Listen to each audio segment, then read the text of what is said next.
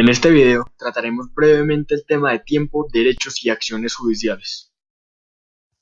Para esto nos remontaremos primero a los orígenes de la prescripción, también conocida como usucapión. Este es un modo de adquirir la propiedad proveniente del derecho romano que consiste en la posesión de un bien por un determinado tiempo.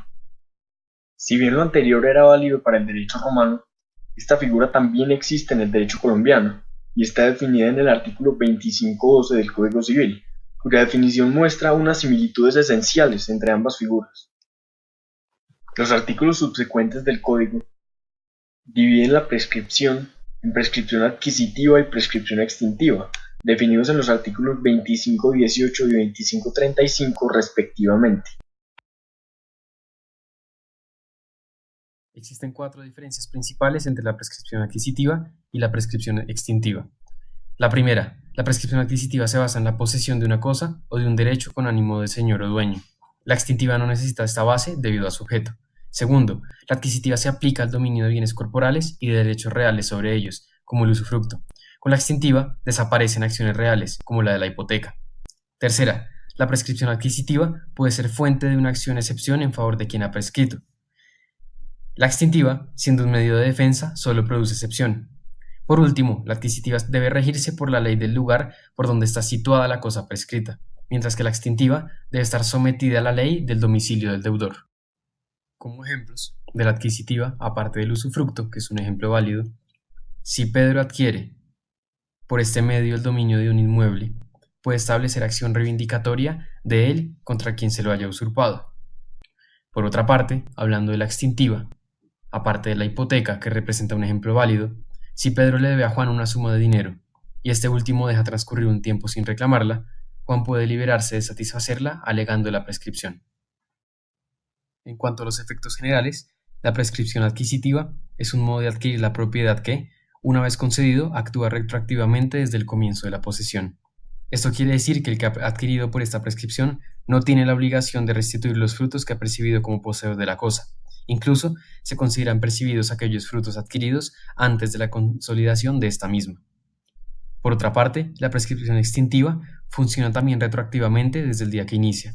El deudor queda liberado incluso del pago de intereses producidos por la deuda antes de consolidarse la misma prescripción. Así pues, los requisitos generales de la prescripción adquisitiva son dos. El primero es que la cosa sea prescriptible y el segundo es que la cosa sea poseída por el tiempo estipulado por la ley. En cuanto a los tiempos de posesión, la prescripción adquisitiva, que puede ser ordinaria o extraordinaria, tiene diferentes criterios. La ordinaria, recordando que requiere justo título, buena fe y posesión regular no interrumpida, tiene un tiempo de 3 años para muebles y 5 años para inmuebles. En cambio, la extraordinaria, 10 años para todos los bienes. Las condiciones específicas de la prescripción ordinaria son que sea pública, es decir, que ésta no se esconda de quien pueda oponerse, que no sea violenta y que sea continua. De acuerdo a la utilidad, la usucapión tiene por finalidad poner fin al divorcio entre la posesión y la propiedad, es decir, transforma al poseedor en propietario. Desempeña una función social considerable, ya que sin ella ningún patrimonio estaría resguardado contra las reivindicaciones imprevistas. Como ejemplos de la prescripción adquisitiva, tenemos en primer lugar la compra en buena fe de una cosa robada, por ejemplo, un celular. Aquí actuaría la prescripción adquisitiva ordinaria de un mueble, puesto que después de 3 años la propiedad legítima del objeto pasa a ser del comprador. En segundo lugar, podemos pensar en la ocupación de un terreno abandonado. Esta sería una forma de prescripción adquisitiva extraordinaria, puesto que, pasados 10 años, quien pasó a ocupar este terreno abandonado ya pasa a ser el dueño legítimo. Volviendo al tema de la prescripción extintiva, según el artículo 2539 del Código Civil, existen dos maneras de interrumpir la prescripción extintiva. La primera es naturalmente, que se da cuando el deudor reconoce su obligación, y la segunda es civilmente por demanda judicial, excepto en los casos enumerados en el artículo 2524 del mismo Código. Dentro de la prescripción extintiva existen dos tipos de acciones. La ejecutiva tiene una duración de 5 años durante los cuales el derecho es indiscutible porque se encuentra en un documento reconocido por el deudor. En cambio, la ordinaria tiene una duración de 10 años durante los cuales el derecho es discutible porque no se tiene certeza del mismo. Un ejemplo de lo anterior es un accidente de tránsito después del cual los involucrados acuden a un documento de conciliación con mérito ejecutivo. Si el deudor no cumple con lo estipulado en dicho documento, a quien le corresponde el derecho tiene 5 años para comenzar un proceso ejecutivo y después de estos 5 años le quedan 5 años para comenzar un proceso ordinario. Las prescripciones de corto tiempo duran 2 o 3 años. Estas se aplican a casos específicos que están estipulados en el Código Civil.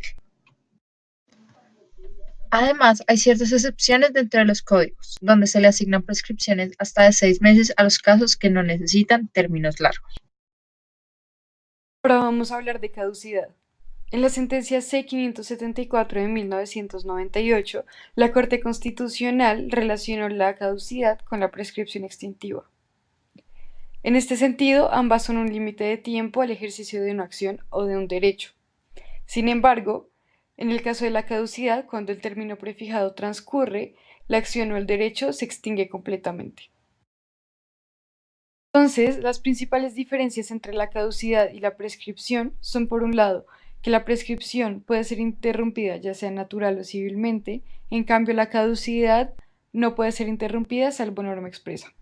Por otro lado, la prescripción debe ser alegada por una de las partes y por lo tanto no puede ser declarada de oficio por un tribunal, mientras que la caducidad sí puede ser declarada de oficio por un tribunal. Los términos se definen como el tiempo que existe para la realización de los actos procesales de las partes y los auxiliares de la justicia. En el cómputo de términos es necesario tener en cuenta el día en que fue emitida la sentencia y la existencia de días no hábiles dentro del ordenamiento. El juez tiene un término de 1 año dentro de la primera instancia y 6 meses en la segunda instancia para definir su sentencia.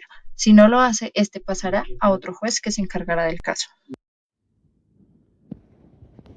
Hablemos ahora de los plazos contractuales. Existen dos tipos de plazo, el plazo suspensivo y el plazo extintivo. El plazo suspensivo suspende el ejercicio del derecho o el cumplimiento de la obligación. Sus efectos se muestran a continuación. El plazo extintivo es la fecha o acontecimiento que extingue la obligación. Su efecto se muestra a continuación. Estos son algunos ejemplos de un plazo suspensivo y un plazo extintivo. En el primer ejemplo, la obligación de pagar la deuda queda suspendida. En el segundo ejemplo, el derecho se extingue cuando Luis cumple 18.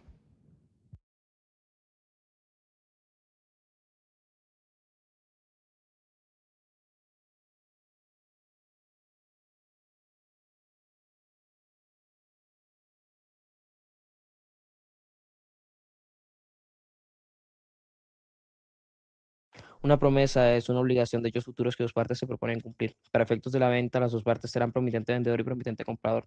Según el Código Civil, se deben establecer 3 condiciones para que la promesa pueda ser considerada una obligación.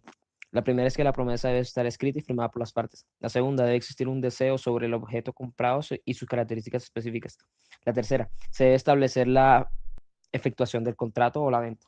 La primera condición es solo obligatoria bajo el Código Civil. Las condiciones son hechos que se deben efectuar para el cumplimiento del contrato. Existen condiciones positiva, negativa, suspensiva, resolutoria y fallida.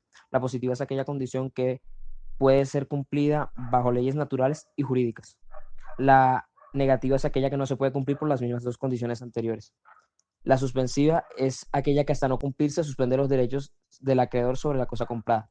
La resolutoria es la condición cumplida y la fallida es la condición no cumplida.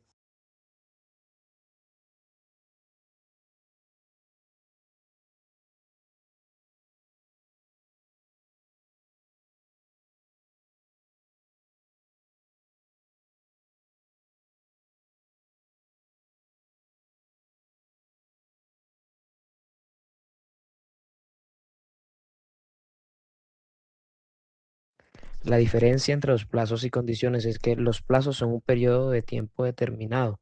Por lo tanto, se tiene la certeza de que este periodo de tiempo va a transcurrir.